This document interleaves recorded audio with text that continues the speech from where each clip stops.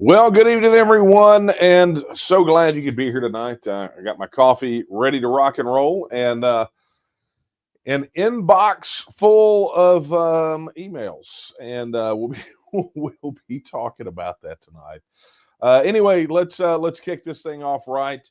For those of you joining us for the first time, I'm Daniel Miller, president of the Texas Nationalist Movement, and this, my friends, is Late Night Coffee Talk. This is the time when, hang on, something is noticeably missing. Boom, there it is. Anyway, this is that time once a week where I stop doing what I'm doing, working for Texas independence. I pour yet again another cup of coffee, fire up the camera, and take your questions. We talk about whatever you want to talk about, and you guys have a lot you want to talk about tonight.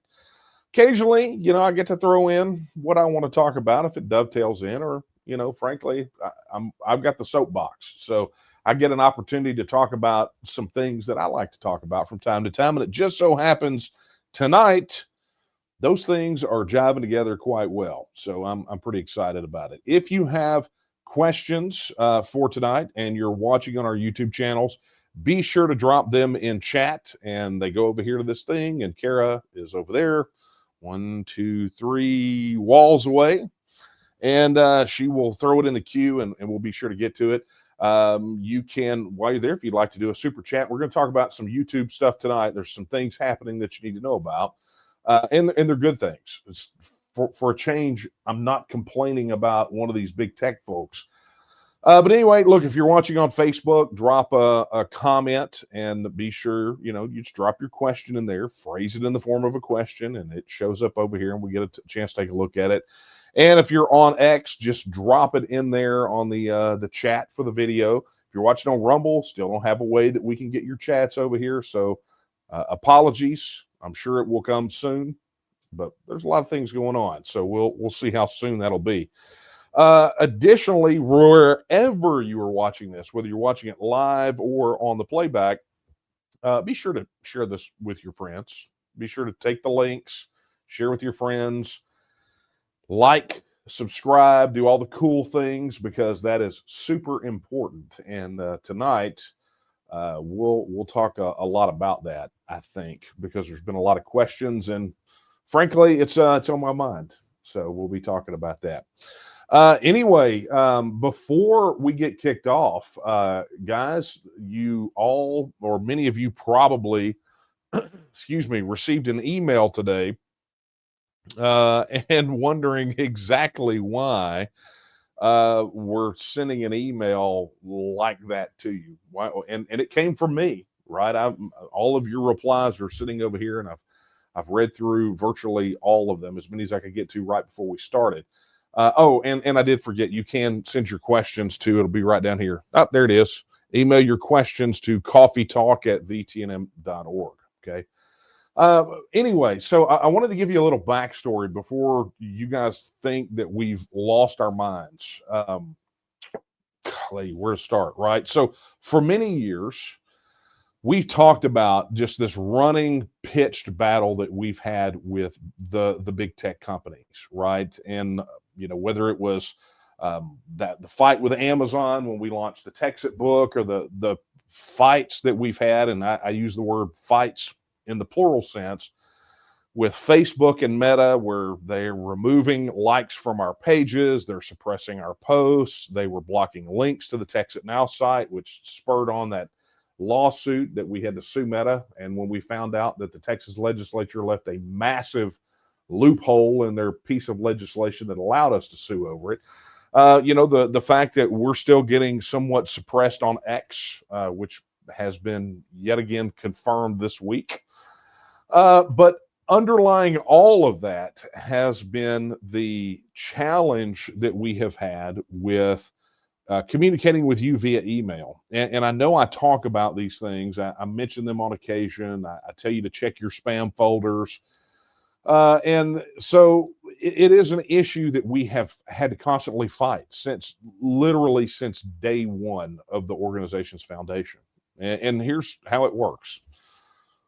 You come to the website, you register your support, you say, I'd like to get notifications. Okay, so that is register support. You made a donation, you became a member, you connected one of our volunteers in the field, and you said, look, I want to be a part of what the TNM is doing. We say, that's cool. We love it when folks come and want to be a part of what we're doing. And so we send an email, and we do not send a lot of emails. I mean, in comparison, it may feel like we're a little bit light, although some people do complain on occasion, but obviously they've never, signed up for anything before in their lives.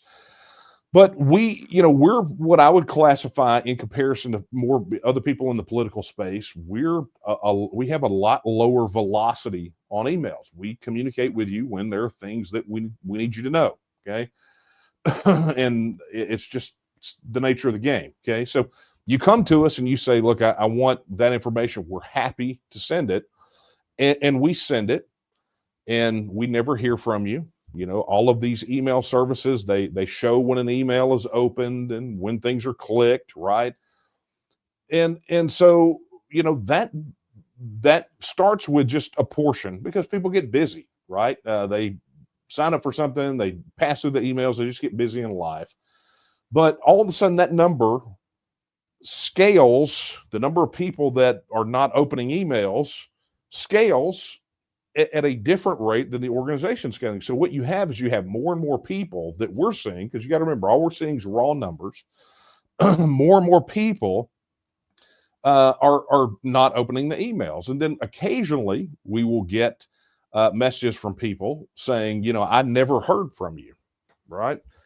And it's a weird thing, because we go and look, say, we sent emails to this person, but they didn't get them. And frankly, email is probably one of the most efficient ways for us to communicate with each one of you. So we can't, as I stated on a previous coffee talk, it is impossible for us, when we take, for every action, to pick up the phone and call or text every single person. So email is the most efficient and effective way to communicate, except when you start getting reports from people that are saying, hey, I just checked my spam folder, and literally every email from the TNM going back 5 years is in my spam folder. And I wondered why I never heard from you guys. I didn't think you were doing anything.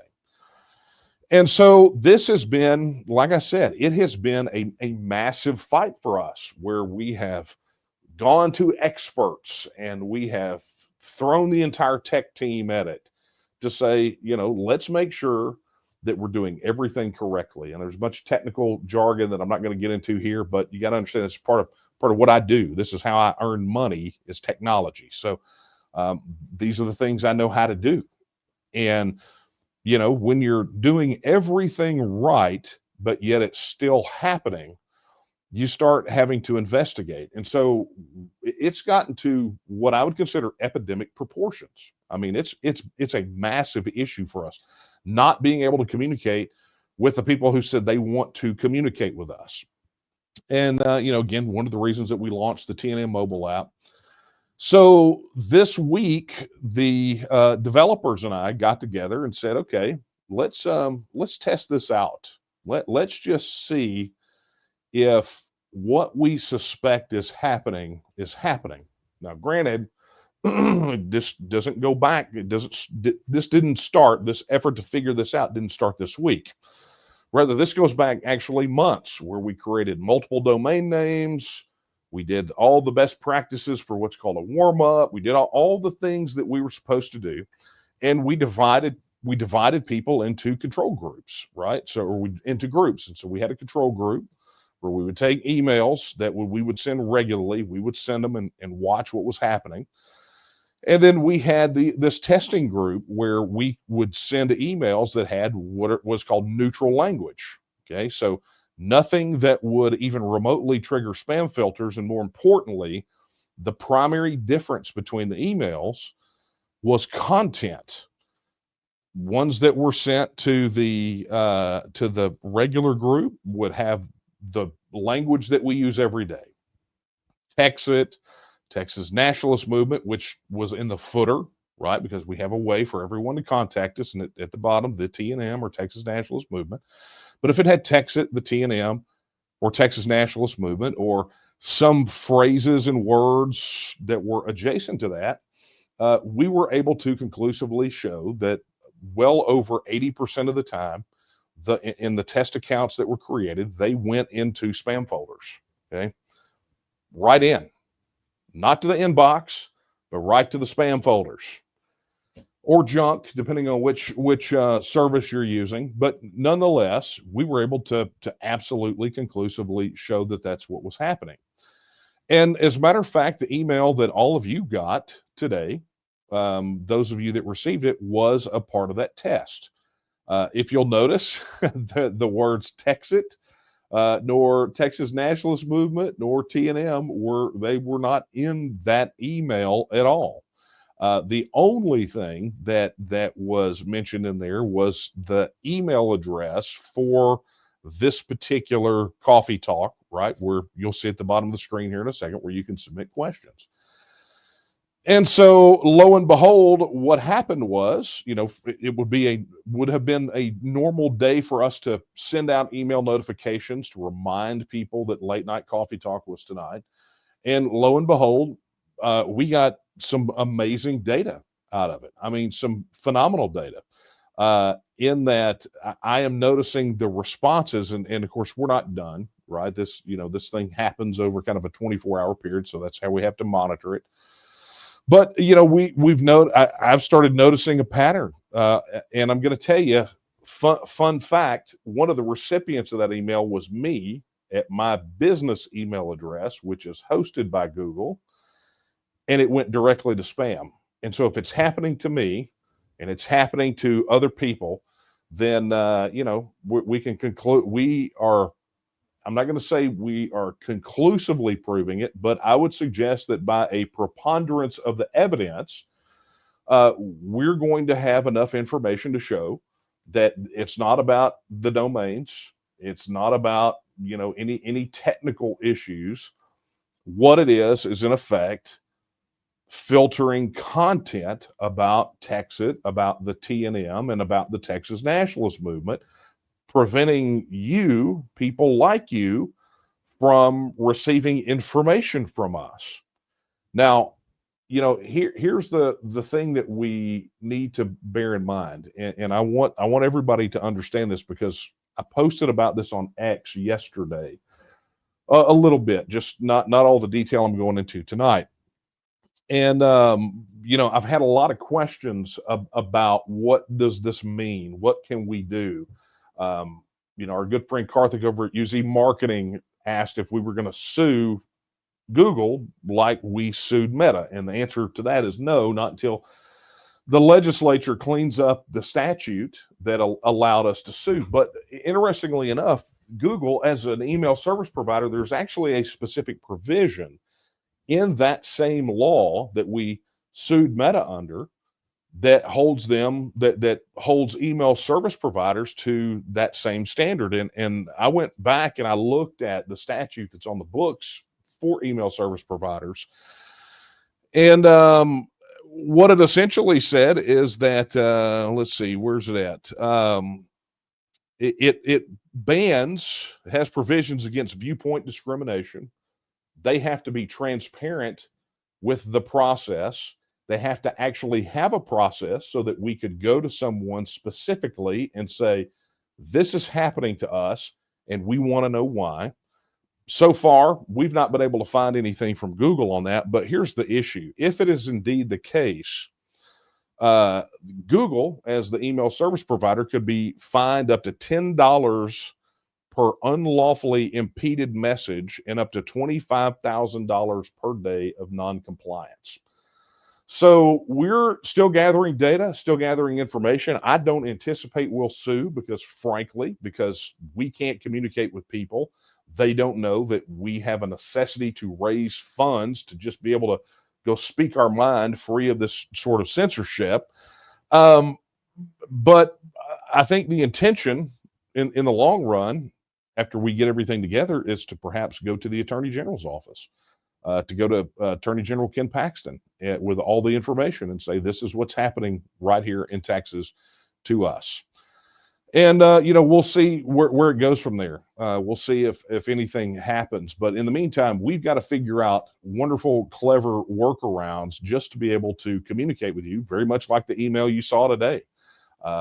Many of you probably got that email and didn't get any of the previous emails. And I know that because I saw messages from people who said, hey, I went and checked my spam folder, and there, the last 3 messages that came from Nate about this fundraising thing that we just had all went to spam.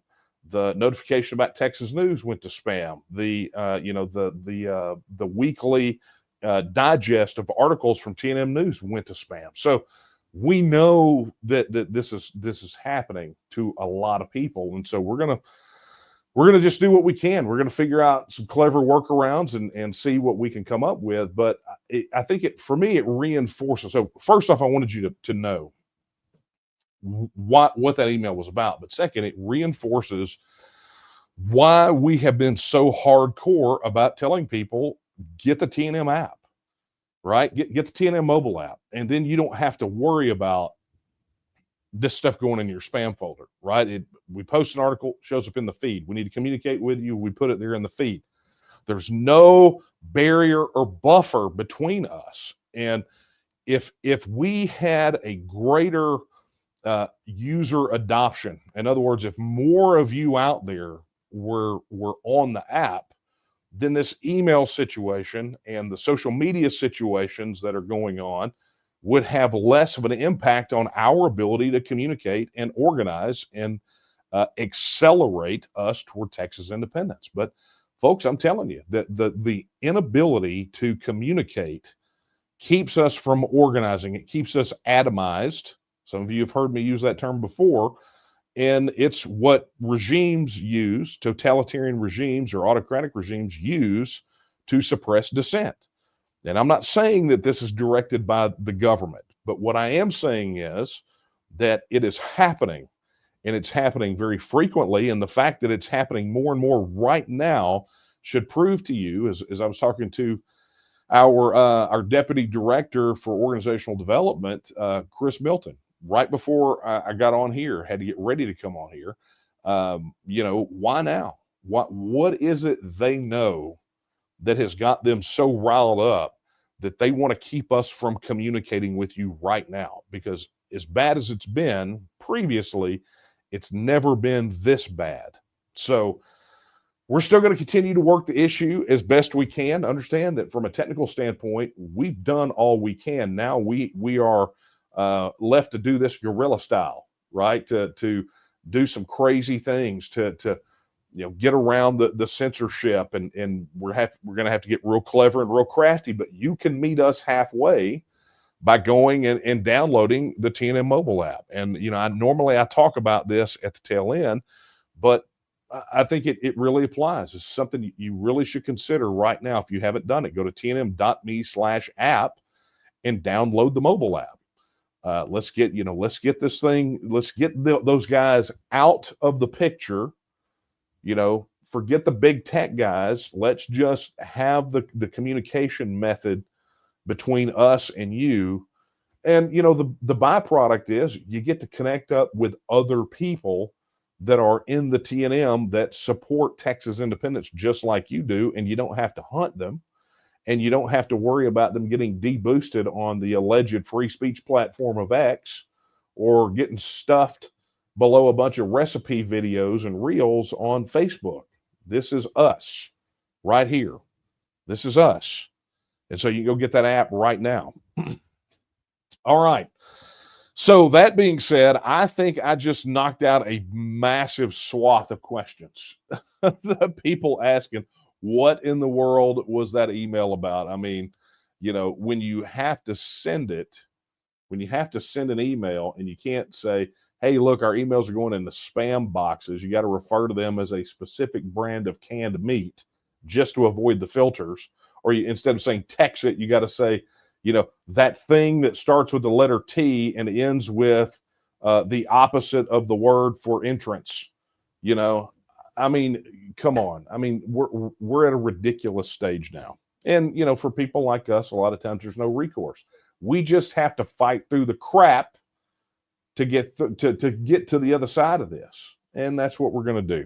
So there we go. All right, so let me start taking questions. Let me go. Tell you what I'm going to do. I'm going to go over here first because I've been really fixated on. There's a lot of email ones. I might spend a lot of time over there, but let me throw this in here. Yes, hey, thank you for this. He says, okay, Daniel, got your email. You wanted me to reply saying anything.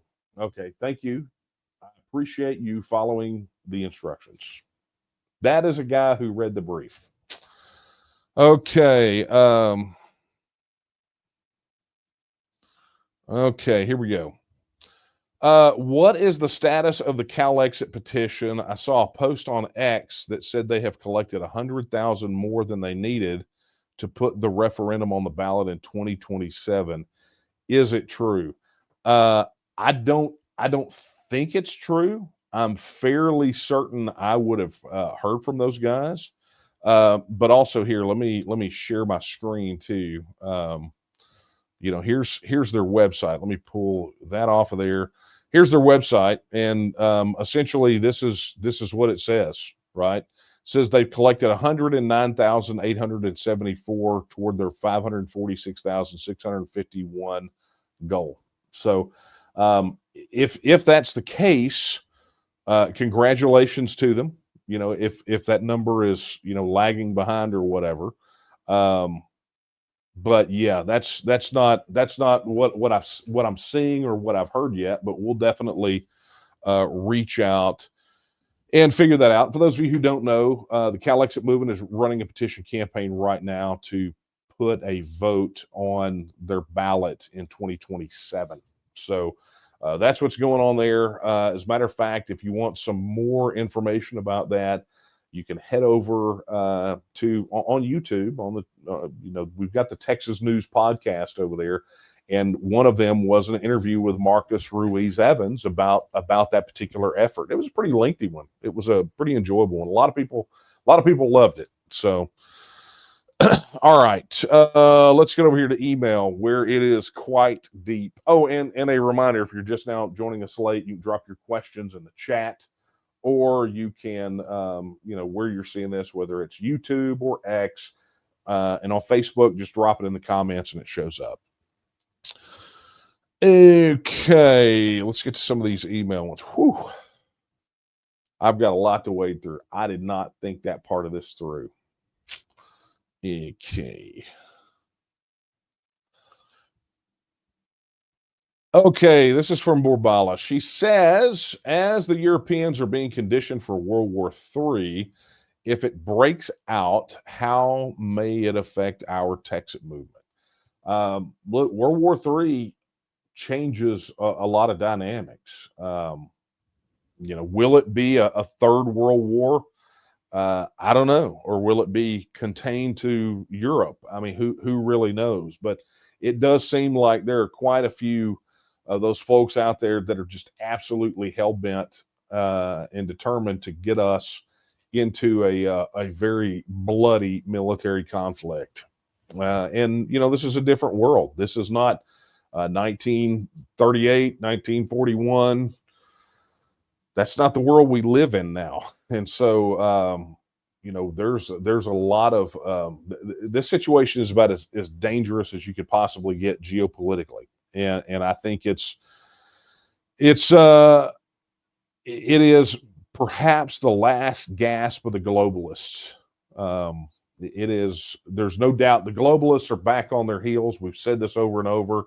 As nationalism has begun to, it hasn't begun to, it's really been, as I said in the Texit book, it's been this explosion of self-governing independent nation states. And it's very contrary to the place where globalists wanted to be right now, where they wanted everything consolidated in this Soviet central planning model. And it's just been loss after loss after loss for those guys. And so as they continue to lose, as they get to the final end game, they get more desperate and they do desperate things. And I tell you, I believe that they would absolutely plunge the world into a massive world war if they thought that it would save their goal of this central planning Soviet dream that they have. So Would it affect us? Yeah.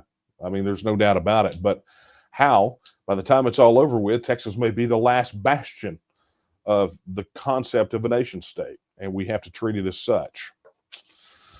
Anyway, thank you for that question. Rolling through. Robert says, Crockett is in whose pocket? Is she really from Texas? Houston has to be proud of that. And I'm assuming, Robert, you're talking about Jasmine Crockett. Um, Look, I was not even a fan of hers, not even remotely. I wasn't even neutral on her when she was in the Texas House. I mean, she is exactly in Congress. She's exactly what she was in the Texas House, just amplified, right? I mean, she's just absolutely ridiculous. No decorum, no class. She pretends that she's fighting for people, and she kind of uses that to justify her behavior. But there is no justification for her behavior. I mean, there's just not. And so it's like when she got elected, I said, look, it's kind of like we tried to order Davy Crockett off of Temu, and we got Jasmine Crockett instead. That's about right. The last time we order a Crockett off of Wish.com. To your point, she is not from Texas. I actually had to look this one up. She was actually born in St. Louis, Missouri. And although she did get her law degree in Houston, she is up there in the Dallas area. She took over Eddie Bernice Johnson's seat in Congress. So you can't lay that one at the feet of H-Town. That's all a big Dallas situation up there. But anyway, thank you for that question. All right, let's get over here, see what kind of comments and questions. Yeah.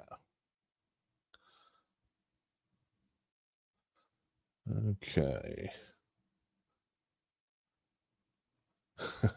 Okay, let's get up. Guys, you have to understand how much email I'm having to sift through to get to the questions. Okay, Blue says hi, hello. Okay, let's take a look at this one. Okay, here we go. This is from Franklin.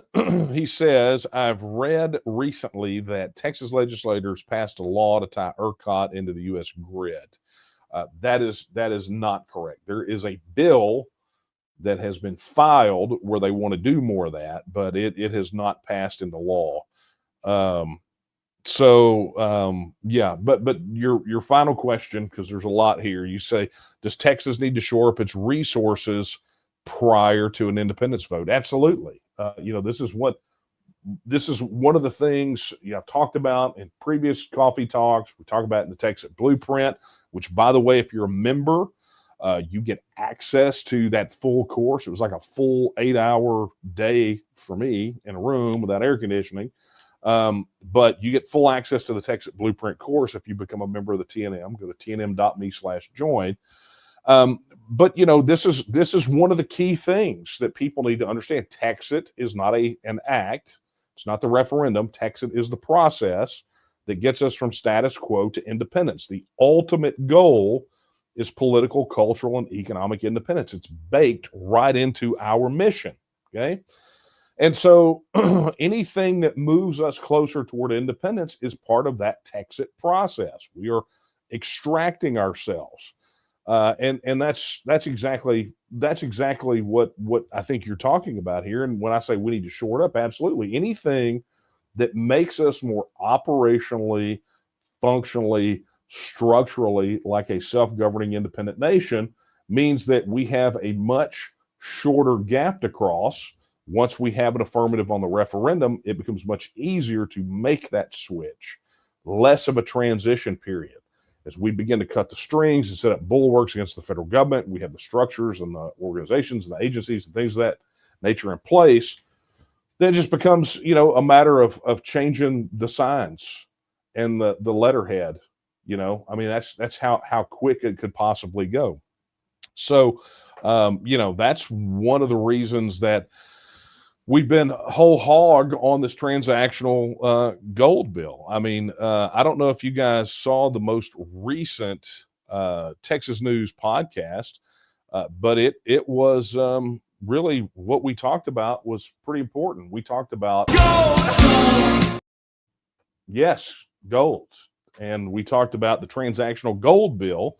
And if you haven't seen that, let me do this. If you haven't seen that, you could go over there, just go to YouTube or Rumble and look for that graphic, and you can watch my interview with attorney Chris Bird, who was just absolutely instrumental in this piece of legislation. I mean, the bill already has 83 co-authors in the Texas House, right? So this piece of legislation, I mean, it's not hyperbole. They could change everything, right? Everybody, one of the most asked questions we get, thankfully, is no longer Social Security, the Social Security question.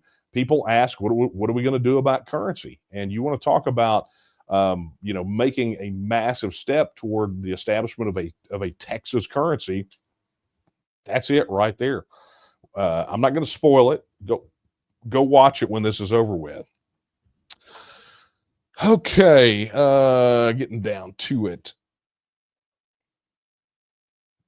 Hey, and good feedback. Keith says, good evening, Daniel. Thank you so much for your podcast about the Texas Gold Bill. It was truly educational. Greatly appreciate you. Thank you. Man, I have to go get my eyes checked because that is definitely, I think, an emoji with a cowboy hat, but it looks suspiciously like the poop emoji. And it's time to go see the eye doctor. But anyway, thank you for that, Keith. Okay, let's get back over here to the emails. Yeah, here we go.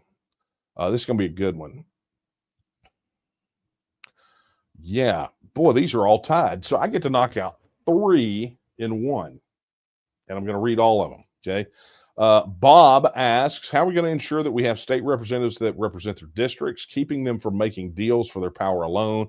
Like our current House Speaker selling chairmanships for Democrat votes. Then they flood the calendar with 7,000 bills and take 5-day weekends. I feel that in the early days of this republic, they would have been tarred and feathered for that. Yeah, your opportunity's coming. If you go watch the podcast episode I just talked about, you'll hear me talk about at the tail end of it. If you go back and watch the one with Andy Hopper, you'll hear me talk about it there. If you go back and watch the one with Alan West, you'll hear me talk about the tail end too. Get your sights set on what you're going to do in the primaries, right? We can sit here and wring hands about it all day long, and we need to cheer on these guys that are taking on the machine, but there's stuff that we can do right now, right? And that's important. Chris says, how many points of the Texas Constitution have been violated so far in the Texas House? Will they erect a scoreboard of this next to the voting board? I wish they would. Yeah, but, that would require them to self-report, and they can't even report that they are present correctly. So, what are the odds of that? And then Clark asks, what are your thoughts on Representative Brian Harrison starting a petition to oust Burrows from being Speaker? We just posted an article about that on the news site, the TNM news site, news.tnm.me. And it's going to be, we talk about it there and kind of give some of the breakdown. But there is a clip in that article that I want to play because, look, for those of you that don't watch the Texas legislature on the regular, I mean, this is something we do, right? We kind of watch this in committee hearings. We're sick individuals, right? But not just. We're not really sick individuals. What we are is we just want to stay on top of everything that's happening, right? We don't want to be surprised by things. And that's kind of where we are with the legislature this time. We watch it. The live streams are really nice, so we don't always have to be there. But when you don't watch the live streams, you miss things, right? And so some of you may have missed. I'm just going to play this clip. You may not understand just how bad things are in the Texas House. Let this clip serve to inform you and get you up to speed. Inquiry. Is it true that the Constitution requires 2/3 of members to be present to constitute a quorum to conduct House business? But the last Friday, you declared a quorum was present when, in fact, only 63 members were here. Mr. Harrison, that is not a proper parliamentary inquiry. Mr. Speaker. To the extent that it requires two-thirds present, that is accurate. Thank you, Mr. Speaker. And two-thirds were not present. Mr. Speaker. Mr. Harrison, for what purpose? Parliamentary inquiry, Mr. Speaker. State your inquiry. Is it true that we have a general state calendar today for the first time, and that HB 195, which was the very first bill on our very first ever general state calendar, that the lead author is a member of the minority party? Mr. Harrison, that is not a proper parliamentary inquiry. Mr. Speaker. Mr. Harrison. Are you aware that the House budget was voted out of appropriations Mr. yesterday? Harrison, for what purpose? Parliamentary inquiry, Mr. Speaker. State your inquiry. Good morning. My inquiry, Mr. Speaker, so I want to know if you are aware that the House Appropriations Committee voted out a House budget yesterday, and that budget was crafted in clear violation of the House rules on at least 8 occasions, which require that appropriations meetings be held and transmitted and broadcast via audio and video to the public. A proper parliamentary inquiry. Mr. Speaker, there must be consequences for your unconstitutionally corrupt lawlessness. Mr. Harrison, for what purpose? All right, parliamentary inquiry. State your inquiry. Mr. Speaker, to follow up on the last inquiry, my response to that would be that there must be consequences Mr. Harrison, for your... that is not an inquiry. State your inquiry. Parliamentary inquiry. State your inquiry. Do you or do not agree, because I do, there must be consequences for unconstitutionally corrupt lawlessness? And Mr. Speaker, I change and I now move to vacate the chair.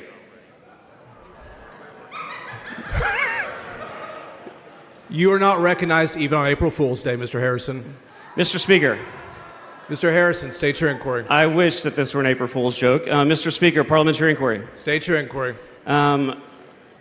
Rule 5, Section 35 actually authorizes this motion, and Rule 5, Section 35 establishes that the motion to vacate the chair is a privileged motion. Is that not correct? You're not recognized, Mr. Harrison.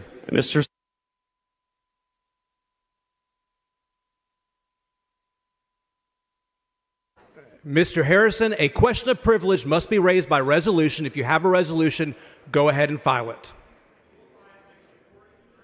Rule 5, Section 24.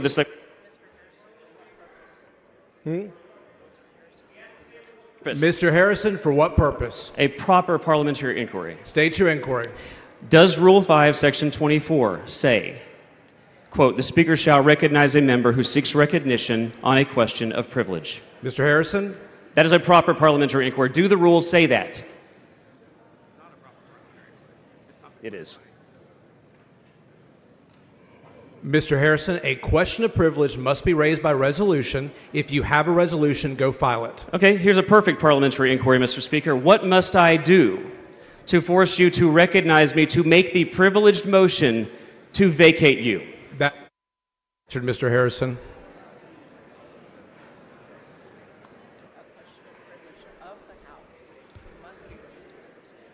A question of privilege of the House must be raised by resolution.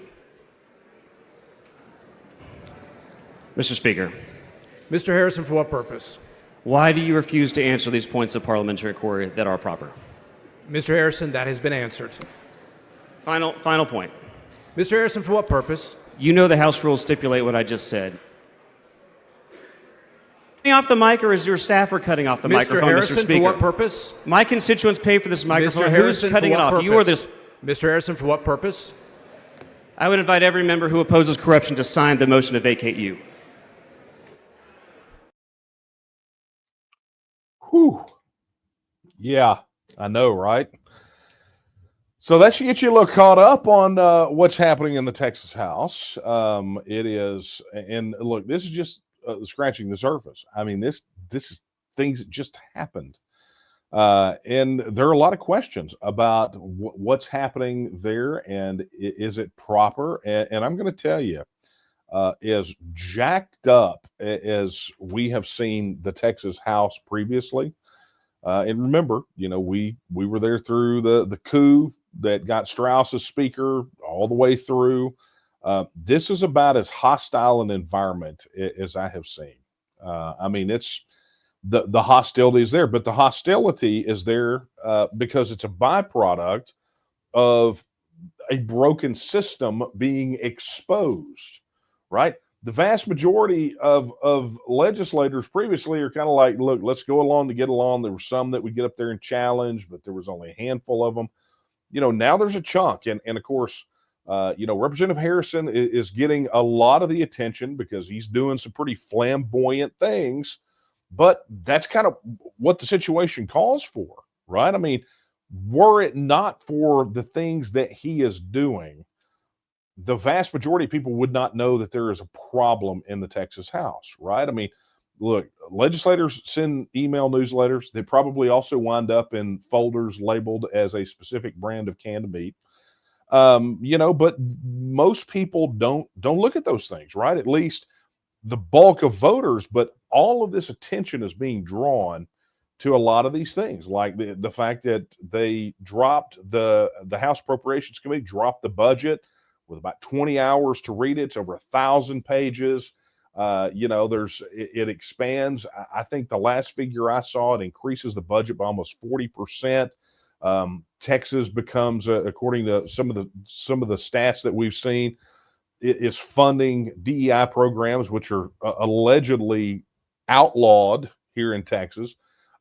Funds DEI in state agencies more than it did before. I mean, and that's just one aspect. The fact that they were having against their own rules in the House, having meetings of the subcommittees of the House Appropriations Committee without audio and video recording to pass a lot of these things.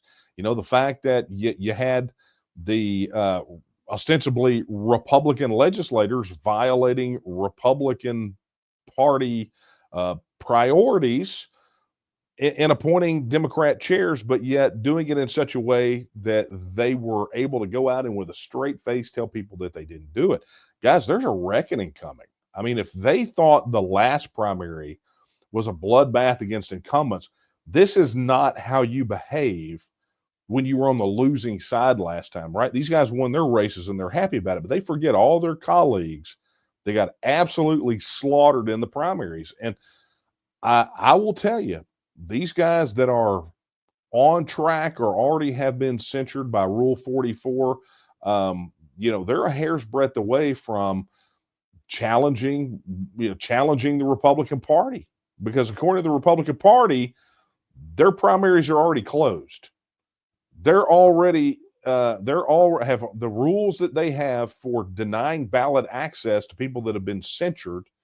That language is in place, and they have expressed by and large that they are perfectly willing to use it. If you go back and listen to my interview with Alan West, his concern is, will the state Republican executive committee follow through with it? It's obviously going to bring about a lengthy court battle over election law, which, as you can tell, it's really tough to be the plaintiff in one of those things, as evident by what they did to us over the petition campaign.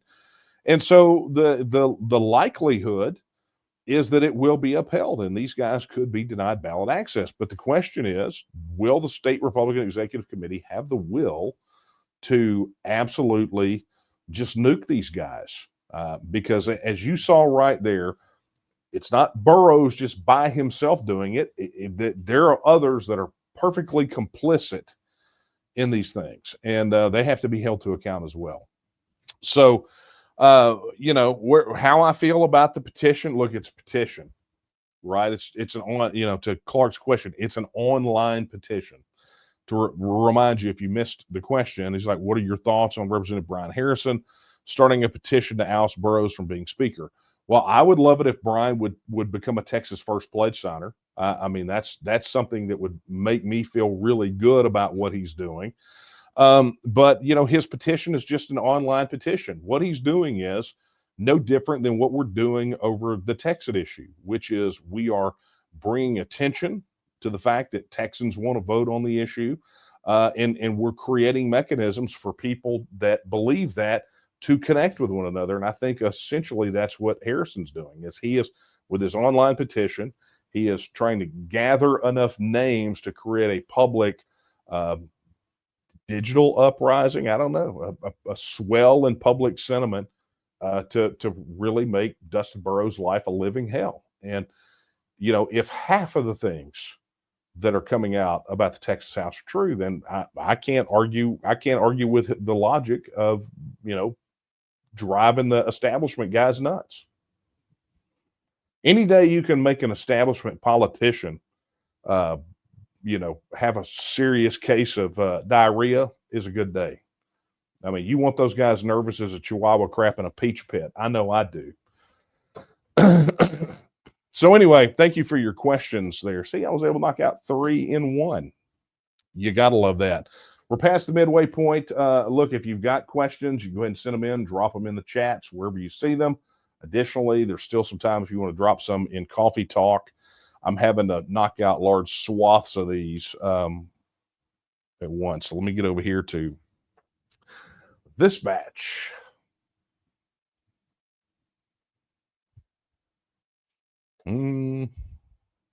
Let's see. While that is coming up, let's get over here. All right, here's one in chat. I don't know exactly what this one means. What about the destination vote thingy going on? Kenneth, I appreciate you sending a question. I just have no idea how to answer it because I don't know what it means. Okay, scrolling through. Boy, howdy, we got a bunch to scroll through over here. So lots of got it's. Lots of people responded that they got it. Okay. Let's see here. Keep on fighting. That's from Byron. Thank you, Byron. We will. Zach says, I purposely signed up with my Proton Mail account rather than Gmail because I was concerned this kind of filtering was likely. Well, you hit the ball out of the park. Okay. Let's go here. Lots of you. Thank you for your kind words, folks, and your responsiveness to the email. It's greatly appreciated.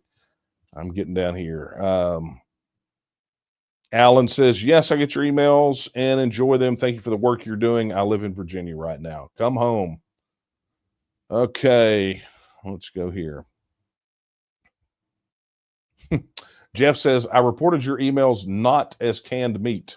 So should be getting them now. Means he was getting them in the canned meat folder before.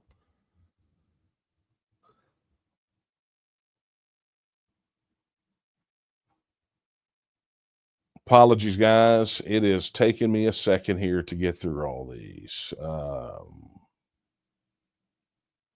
Lots of people. Yep, they got it. Got it. Okay, Michael says, I do get your messages and I still support the work that is taking place within our group. Well, thank you for that, Michael. Appreciate that.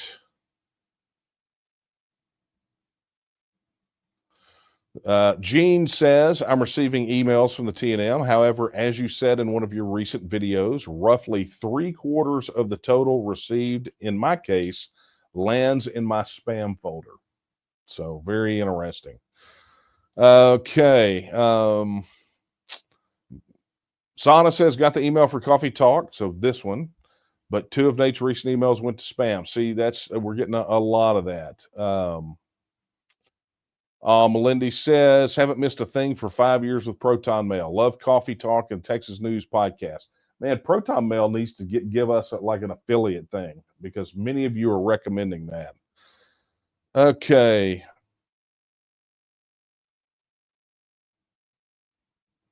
Okay, John Bolgiano, this is what he says. He says, still down at the Texas State Capitol waiting to testify on one of our priority bills.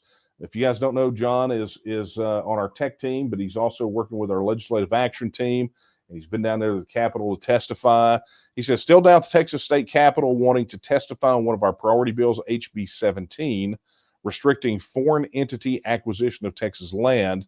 It's the last bill to be heard, so sitting through testimony on other bills, which so far has been fascinating and illuminating as to what absolute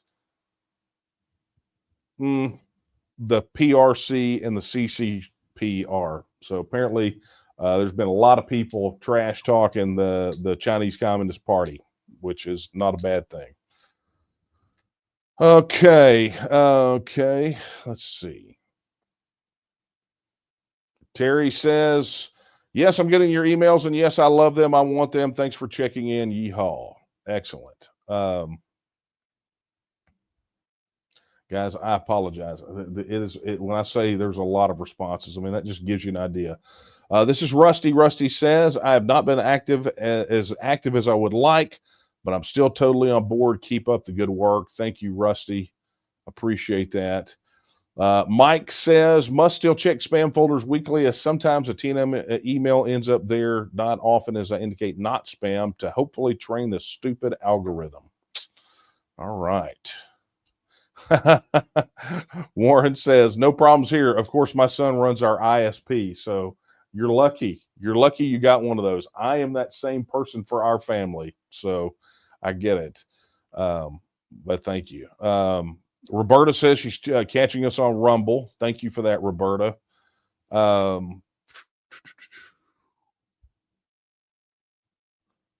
Okay. Man, oh man. Guys, your responses, you just responded to a lot, so it's so phenomenal. I know there's a question buried in here. I know there's more than one because I saw them earlier. Okay, here we go. Rodney says, I read Greenland is agreeable to becoming a U.S. territory. Why would they not want to be independent?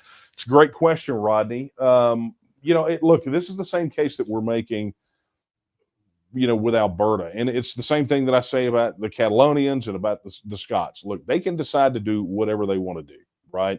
That's sort of the self-determination. The thing I don't understand, and I have never been able to make sense of this, and it really was driven home dealing with, the Scots and dealing with the folks in Catalonia. And it's that, why would you want to fight for your independence only to surrender your sovereignty to somebody else? Why do you want to swap chains? I said before, I'm not interested in shorter chains or longer chains or different color chains, made out of different material. I'm not interested. I don't want to be chained, and I don't want Texas to be chained. And so I have a hard time conceiving what that mindset is for, Scotland and Catalonia want to say, we want to be independent, and then turn around and immediately join the European Union. And that's kind of where I'm at where Greenland is concerned, this big push to have them as a U.S. state or U.S. territory. I understand the strategic advantage to the Western world that Greenland provides. However, let's ask the people of Greenland what they want. Kind of like the Puerto Rico issue. Why leave Puerto Rico in limbo?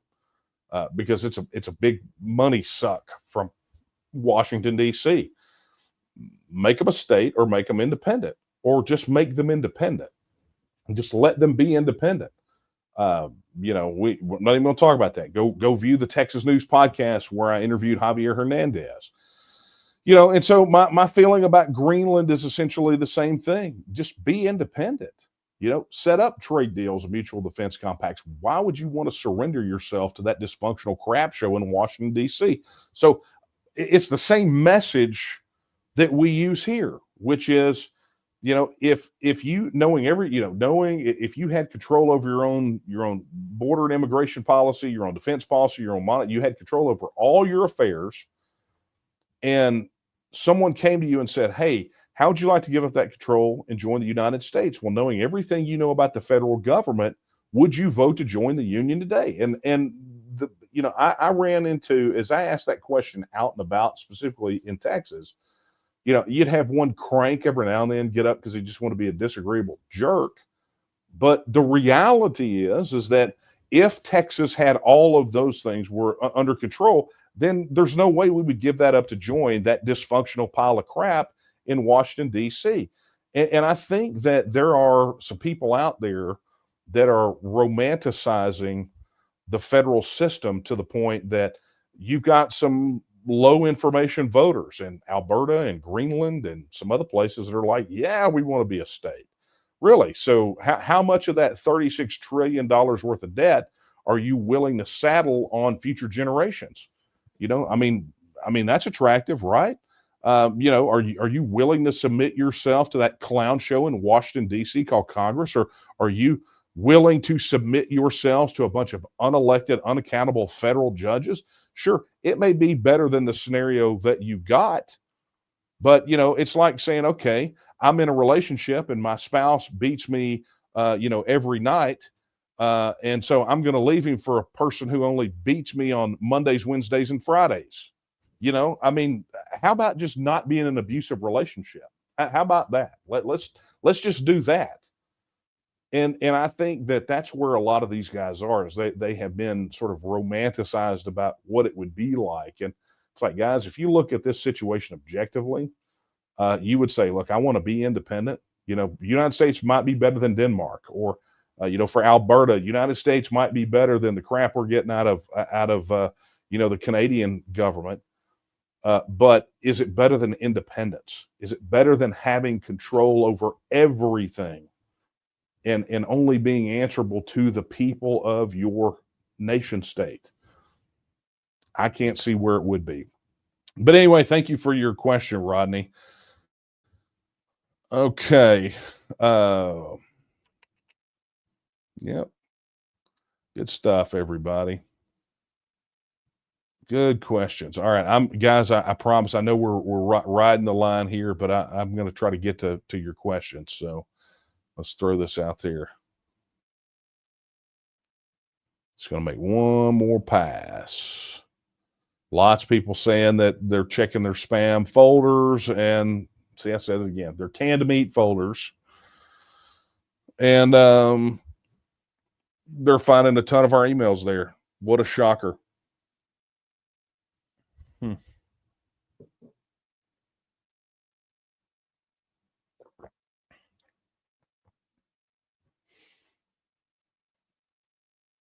And I apologize for the periods of silence. I probably should just put on some background music while I'm sifting through these, or maybe just store them until next time, because I don't want to make you guys sit here with a bunch of quiet. And guys, there is so much more, so many more emails.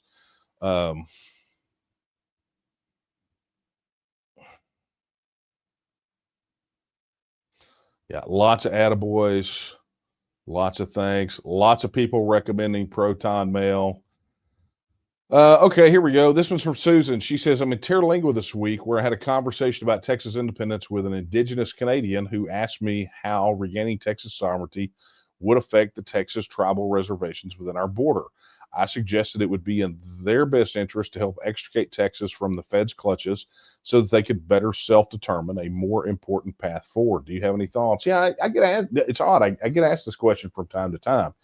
And I have a hard time seeing how life for the two Native American reservations that we have here in Texas. We've got the Alabama Coshada, which is kind of close to here, and I think we have a part of the Tigua that are here too. I have a hard time seeing where Texas, on the other side of Texas, would be averse to granting them full sovereignty over their territory. I mean, you've got the Cherokee up there in Oklahoma that, they're still somewhat under the thumb of the federal system, but imagine what they could do and how they could prosper if they were completely free. And so that only happens with Texas and Texas independence. It only becomes a possibility because the feds are never going to let them go.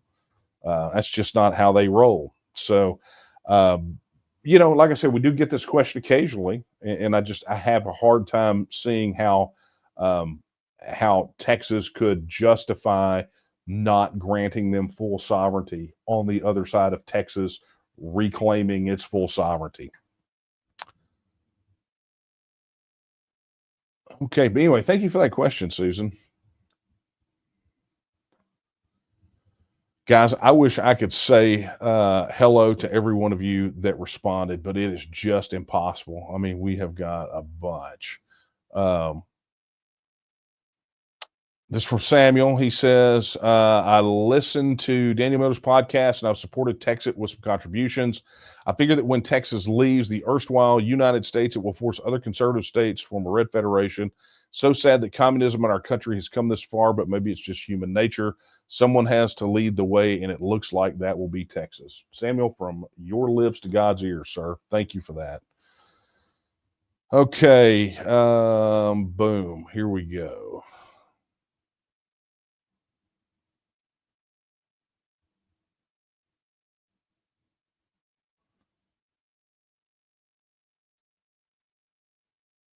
All right, guys. Here's what I'm going to do. We're just going to comb through these because I'm not going to keep you here any longer. Let me check the chat one more time and see what we got. Okay. This is, I recognize that name. That is the protagonist, if you can call him that, from Catcher in the Rye. But anyway, the question is secession still a plank for the Texas Congress? It's not a plank. It is a plank, but not for Texas Congress, because we don't have a Texas Congress yet, but we will one day when the legislature has to change its name. But it is a plank in the Republican Party of Texas platform. It's actually in there twice. And as a matter of fact, if you'd like to read up more about that and the fight and see some of the videos, you can go to news.tnm.me. In the search bar, just type the word plank and you will find and it'll bring up all the articles that have that word in it, and you'll find it there. But really, really interesting. And yes, it is a plank. And the interesting thing about the wording of that plank is that the plank itself calls for it to be a legislative priority, which is, I think, rather interesting. But that's neither here nor there. Thank you for your question. All right, folks, that's it. I'm not going to keep you here while I have to scroll through 1,000 emails, but I really do appreciate every one of you who have responded. Please continue to do so. And keep an eye on your branded canned meat folder to look for emails from us as we try to figure out what workarounds we're going to do. But again, as I said at the very beginning of this, your best bet to stay in touch with us is to download the TNM mobile app. Go to tnm.me/app, get it downloaded. Excuse me, get it installed, and start connecting up with your fellow Texians. And let's bypass this censorship. And here's the other part too. If you know other people who are registered supporters, insist that they install the app as well. Help them out, help them go to that address, go share it, go do those things. Because again, a lot of times we can't even send emails to these folks to let them know they should install the app. We can't even post about the app on social media, X or Facebook, without the post getting deboosted and being seen by next to no one. So it happens. There are tricky workarounds, and we're trying to figure out everywhere we can, but you can be a vital component of making that happen. Okay. As I stated before I wrap this thing up, I want to share this with you guys. Let me present my screen. If you're watching us on YouTube, you may or may not notice something brand spanking new when you go to the site. Let me solo that, and there it is. If you look, you will see this button here where it says join right next to the subscribed. That is correct. We had an opportunity and I wanted to talk about this. We had an opportunity presented to us from YouTube to establish a channel membership on our site. Now, channel memberships are not connected to actual TNM memberships. They're just memberships for the YouTube channel only. And we have had a desire for quite some time to expand our video content, expand our podcast content. And so we had an offer presented to us from YouTube to do so, to offer us a bonus. If we launched YouTube channel memberships, YouTube is going to go ahead and pay us a total of $500, right? So that's $500 straight to the organization. In addition, for the first 100 channel members on this new YouTube membership program, the organization is going to receive $5 per. So they offered us $1,000 to the organization. as a perk for going ahead and getting this set up. And because we've had a desire to do some expanded video content, we felt like it was a no-brainer. So I want to knock out any potential misconceptions right now. I've already hit the disclaimer that this is just a YouTube channel membership. It's not reflected in, it's not the same as TNM membership, and there's just no technical way to connect those together. We asked and said there's not. We're exploring some potential workarounds, but the bottom line is everything that we have been posting on YouTube will still be there. Late Night Coffee Talk, the Texas, this month in the TNM, Texas News Podcast, all of these things, plus all these other things that we've talked about previously that are on the horizon. So anything that is there will still be there, right? And will still be available to absolutely everyone. However, what we are doing is we are implementing brand new things that are going to be member exclusive to bring some value to that. But I'll tell you, beyond the additional perks that we're giving for that, really and truly, what I think is the most important part of this is it gives a way for each and every one of you out there to contribute to the organization in a method that ensures that it's going to be used for this particular thing, right? I mean, it's, we've got general revenue, we have things of that nature. We have to keep the bills on, we have to keep the server going, we have to do those things. But if you really want to see us expand our educational content, our informational content, our news content, more podcasts, more faces, all those things, those are expenditures for the organization. So this is a way that you can contribute and really just help us understand that this kind of content is important to you. We are also exploring doing something similar on Rumble. For those of you that are not fans of YouTube, we totally get it. Rumble hasn't knocked on our door with the kind of offer that YouTube did. And I'm saying knocked on our door. It's not like they personally contacted us.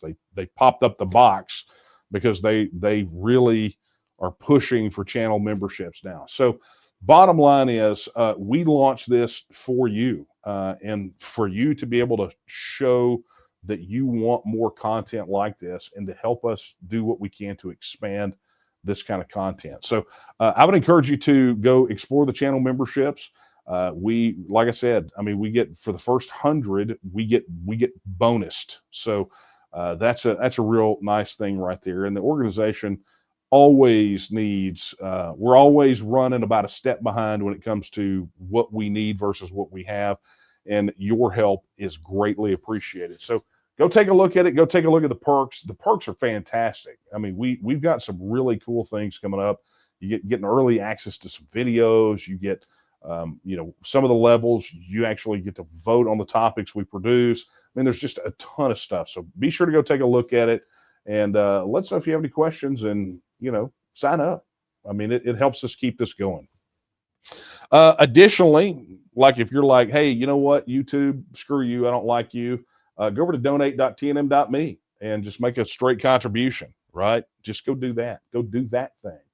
$5, $10, $20, whatever. We had this phenomenal opportunity that was presented that ended up in most of your spam boxes where we had a matching contribution. We had a heck of a deal that was presented to us to retire some of the legal debt from the legal fund, right, that we had left over from the lawsuits and all that stuff.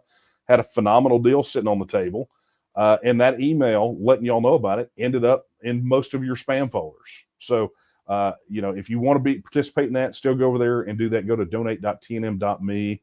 I'm sure we could probably still work on it, but we're not close to the goal yet, but I think with your help, we could be.